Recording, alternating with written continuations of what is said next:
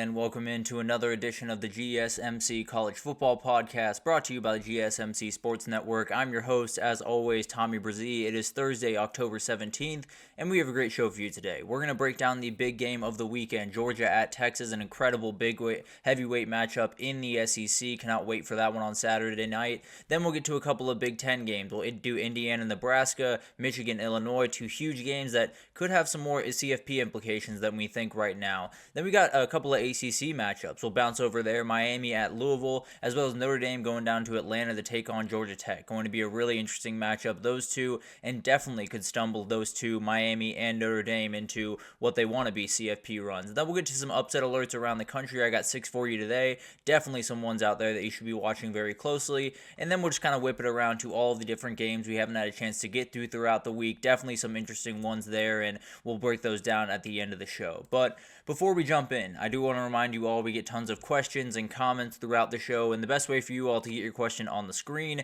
we can have a fun back and forth here, is to use that super chat, that $ at the bottom of the Sports Network channel chat. Click on that at any question, comment you'd like. It'll pop up on the screen, and we can have a fun back and forth here. Definitely want this to be as interactive as possible, especially with a huge weekend on deck. So definitely utilize that if you'd like to. Also, gsmcpodcast.net is up and running as well. But let's go ahead and jump into this one, because this is a classic. No two ways about that. This is one of those games, we circled Alabama, Georgia. We circled Ohio State, Oregon. This was the other game that everyone was looking forward to, that everyone knew was going to be absolutely massive. And I'll be totally honest with you guys, a little bit of a trust tree here. This is a very interesting one for me. Both my parents went to the University of Texas. I grew up a Longhorn fan. I have been a Longhorn fan my entire life. Thing is, I grew up in Atlanta, Georgia, so I went to Georgia for college. So I have a great affinity for both of these teams. My fandom is very aggressive for both these teams. I feel like the biases kind of cancel themselves out in this matchup, so it works out okay. But at the end of the day, it is going to be a rather confusing couple hours for me, I can promise you that. But Texas, this number has gone all the way up to 5, started right around 3, 2.5, something like that, has ballooned up to 5. People do like Texas in this matchup. Over-under set at 56.5, so plenty to get to in here. And to be honest, I think this is one of those games where you have some of the best atmospheres, best situations that you could possibly have, right? You have two of the best coaches in the entire country, two of the best quarterbacks in the entire country, and two guys that I fully expect to be first-round picks when the season comes to an end, and an atmosphere that is going to be on absolute fire, and two of the best rosters in the country. This is about as good as it gets, and the thing about Georgia, they've been a little bit disappointing this year. Now, they are one of those teams that could just flip a switch at pretty much any moment. They have all the ability that they need in the world on the offensive side of the ball, and the defense just needs to find itself a little bit more. If they can do that, this could be the turning point for their season and maybe catapult them to an SEC title and maybe a national title this time around. And then for Texas, they've been rolling right along. No two ways about that. They've been one of the most dominant teams, probably the most dominant team in the country to this point. Thing is, they have not faced a team near this dangerous offensively. They haven't faced a quarterback near as good as Carson Beck, and they definitely will have to face with a lot of really, really tough tests in this one. So they have not played, or Georgia in particular, has not played great defense, especially on the back end of that team. It's 71st in the country, 227 yards per game given up through the air. You give Quinn Ewers a little bit of time to digest that defense, it could be a really long day for him. No two ways about that. Another out of the ordinary thing for Georgia this year, they sit at 89th in the country in rushing yards, only 127 per game, and Texas has shown some holes there. They've gotten run on a little bit from time to time, but if Georgia's not able to get that push with the interior that is a little bit banged up right now, I would be a little bit surprised if they were able to get that ball rolling the way they want to. Also, on top of this, they are going to be without Branson Robinson in this game, a huge running back, kind of that bruiser of that running back room, and that adds to the running back injuries. Already without Roderick Robinson, who's a hugely important player, so we'll see what happens. Trevor Etienne's going to have to be huge. Nate Frazier, I assume, will get some carries, so definitely something to watch there. Smile Mondon, the leader of this defense, really, really good at stopping the run. He will not play in this game either, so definitely something to watch there. He's been out for a couple of weeks, so if you've seen Georgia the last couple of weeks, that's probably the defense that you're going to get. The thing to watch for this game is absolutely huge. Jordan Hall looks like he could be back for this game, and if he is, it means the Georgia defensive line is at full strength for the very first time this entire year. So definitely something to watch there. If they can get him back, then this is a very forceful unit that even with a good offensive line against Texas can cause some trouble. So For Texas, the injury troubles are a little bit here and there. You got Derek Williams, sounds like he is going to be out for the year, starting safety for them. Very, very talented player. They are deep at that position, so not super, super worried, but at the end of the day, definitely some players that are going to have to step up in a huge way. And then Isaiah Bond. It sounds like he got dinged up in the OU game. He will be ready to roll, it seems. He's going to give it a go, but we'll see what happens there. Definitely could be something that ends up getting in his way. And then Michael Kern, the starting punter, was out last week. Ian Ratliff played fine in his stead, but definitely something to watch that could come back to bite them if their starting punter is not out there. But overall, this is going to be a special one. No two ways about that. I think one of the big-time matchups to watch is this Texas O-line against this Georgia D-line. Some really, really good edge rushers, and Michael Williams and Jalen Walker definitely will be interesting to watch what Kelvin Banks and Cam Williams can do in this one. But this is a downright special one. Georgia's going to be a little bit on thin ice after this weekend if they take a loss, and Texas officially trying to plant their flag in the SEC. Going to be absolutely an incredible atmosphere, and I think it's going to live up to those first two games that we talked about, Alabama, Georgia, as well as Oregon, Ohio State. I think it'll be right up there with those games, no doubt about that. But a couple of players to watch. I think Dylan Bell is a hugely important player for Georgia going forward. I think this offense, with the way that it's kind of going, there's not too many weapons that are really stepping up and becoming the guy.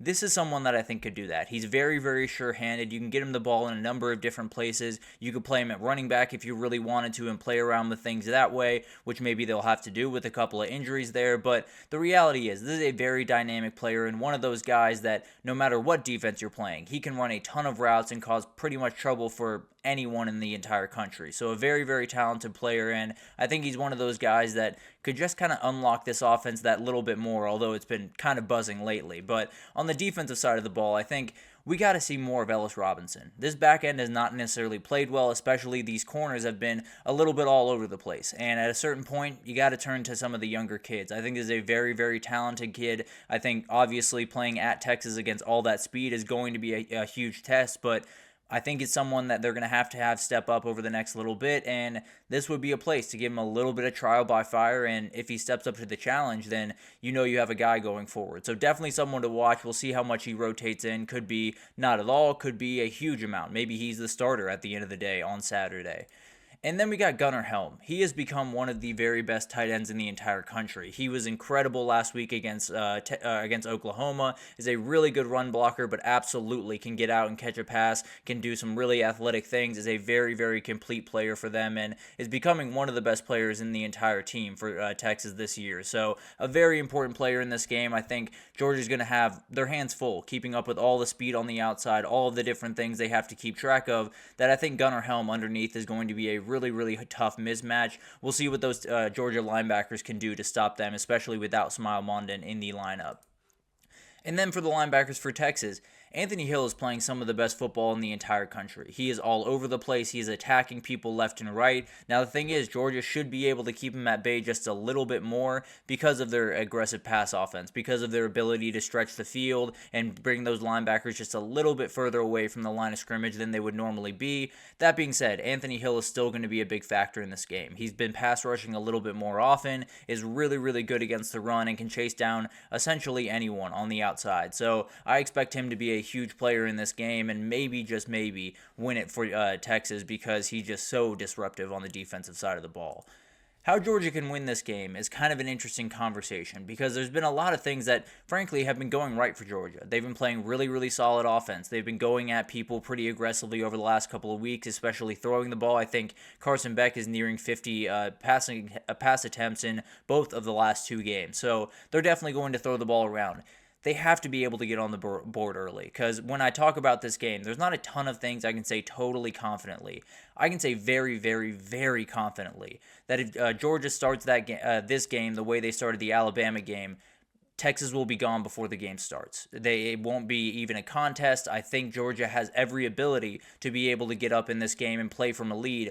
they haven't necessarily been able to do it this year. They've started with a punt, touchdown against Tennessee Tech, a punt, touchdown against Auburn, and then interception last week on their first drive. So they badly need to put points on the board in the first drive. They badly need to take the ball down the field more consistently than they have been, and there should be openings in that Texas back end. Now, we haven't necessarily seen them over the first couple of weeks, but let's be honest, this is by far the best passing attack that they have faced thus far, and it could be that there is a couple more holes than we have seen thus far. But the other part of this is I think they got to get creative in the run game. The interior of this offensive line has not been playing all that well, and Vernon Broughton is a load to handle. So the reality is you're probably going to have to get out on the edge a little bit, and Texas has plenty of linebackers that can make those plays, but you got to at least give yourself a shot. So whether that's end arounds with Anthony Evans, giving Dylan Bell the ball just on extended pass plays, extended run plays, quote unquote. There's a number of different things they can do. Arian Smith on end around. Just get these guys out in space and allow them to make plays, because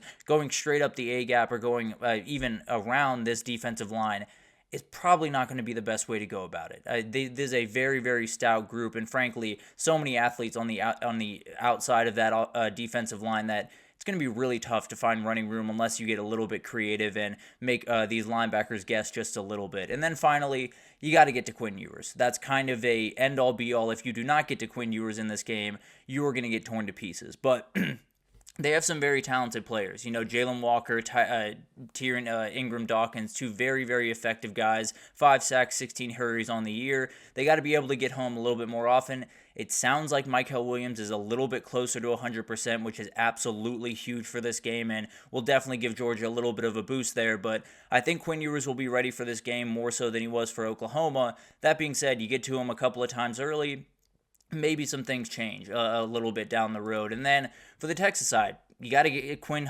comfortable early. As we saw last week, he was not quite himself in that Oklahoma game, missing throws that are relatively routine for him. And the reality is, I don't think he's going to be like that in this game, but you still have to get him comfortable. You have to give him RPOs that he runs incredibly well. You have to give him screens, and then you can open up the playbook and play around with some different things. So I think Quinn Ewers is going to be more than fine in this game. I think last week was more about kicking off the rust than anything else.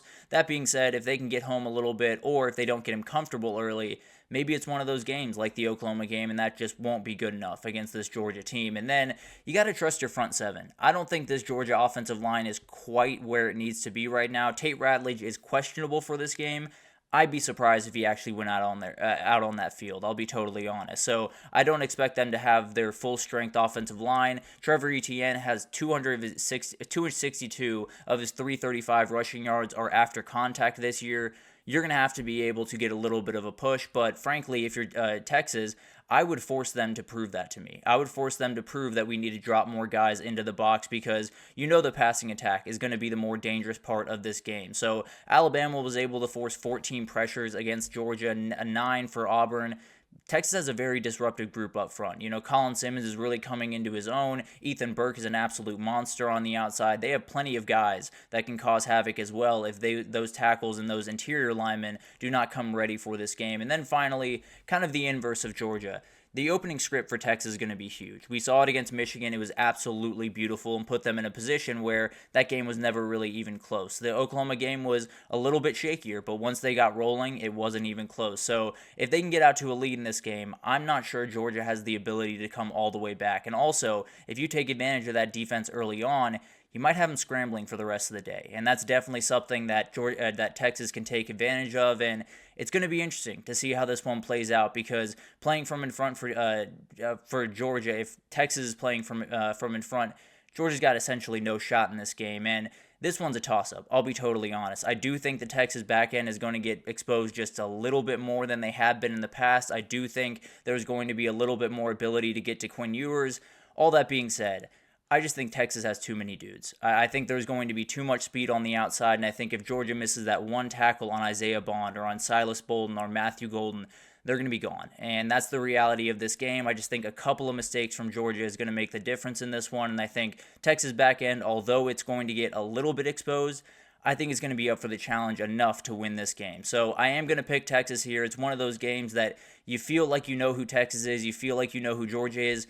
It could all change on Saturday. Everything could go every which way, and Georgia could get a huge win, and then we're looking at it totally differently on Monday. I just think Texas is one of those teams that, although they haven't played anyone elite, I still think they're a very, very good team. I don't think it's necessarily an indictment on them. I don't think they're necessarily going to be exposed in this game the same way Ohio State was. So I'm going to pick Texas in that one. Going to be an incredible matchup in Austin, and I cannot wait for that one to kick off. But let's take our first break here. And when we come back, we got some Big Ten matchups that we just have to get to. Indiana, Nebraska, Michigan, Illinois, some huge matchups that could have some CFP implications. So we'll get to those right after this, so stick with us.